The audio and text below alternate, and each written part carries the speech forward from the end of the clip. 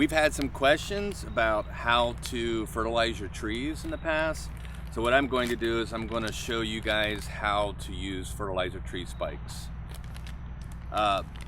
First, the one thing you want to do is read your directions on the back. And basically it's pretty simple to some degree. You really just kind of need to find the drip line of your tree canopy. You know, the leaves, obviously, you're going to have less drippage, and then when you go outside the leaves, you're going to have more drippage from the water and the rain. You're going to want to find that fine line, that drip line, basically. This visual diagram shows the approximate suggested placement of fertilizer spikes along the drip line. This gives a tree or shrub an optimal absorption rate and increases nutrient intake at the root tips. Place one spike every 3 feet on the drip line completely around the tree.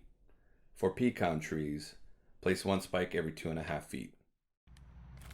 Also, one other thing you're going to want to do is you can make sure you want to grab your plastic cap. So that way, when you pound your fertilizer spike into the ground, you won't get shards and things breaking on you.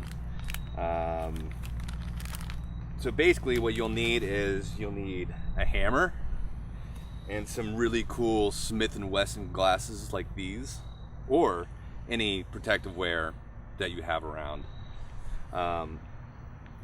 That's just to make sure that you don't have any eye damage or anything like that. So basically what I'm going to do is I'm going to just take the spike, put it in my hand. Obviously I'm looking for the drip line, and then I'm just going to proceed to drive it right into the ground.